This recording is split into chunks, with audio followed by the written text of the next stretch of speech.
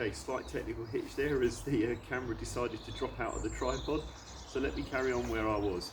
So what I was saying is that if you manage to keep this right knee flexed in the backswing, that's when you can feel that the chest can push that right hip back as far as it can to get you fully coiled. And just at the point where you feel you cannot coil any further is when the ankles can start driving, and that will cause that lovely drop down that gets the club perfectly on plane in position to attack the ball through here.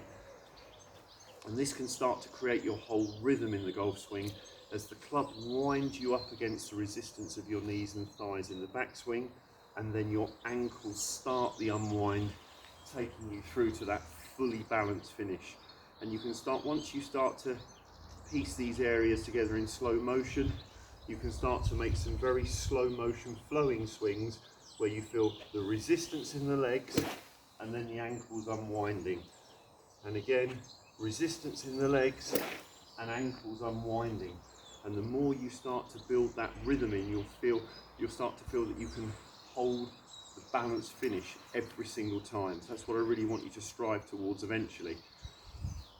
Now on another point, Nigel Sillick very kindly sent me in some videos and asked me some questions about his swing, which very much relate to this sequencing section.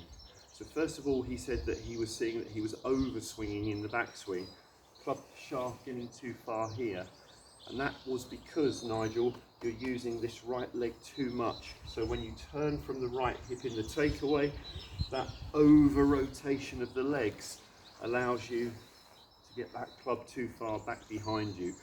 As soon as you resist with the legs in the backswing, you feel like you can't turn anywhere near as far, but it feels much tighter coiled, more compact. You've still got your back to the target, but you're turning more against the resistance of your hips and your thighs.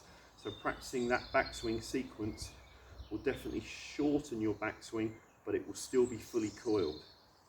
Second thing Nigel noticed when he looked at his swing on video is that when he tried to achieve that fully balanced follow through that we were talking about, is that his left leg was tending to buckle out slightly, causing a slight loss of balance and making it hard to turn through to that fully cleared finish.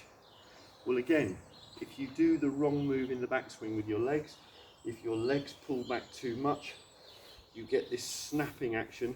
Because the hips have now turned maybe 60 degrees instead of 45 in the backswing, they've got much further to go to get to this cleared position on the way through. Whereas when the right leg is stable in the backswing, it's now much easier for the hips to be able to rotate further this way because they haven't got as far to go. Secondly, if this pulls back in the backswing, then it's inclined more to thrust on the way through, causing a motion more this way.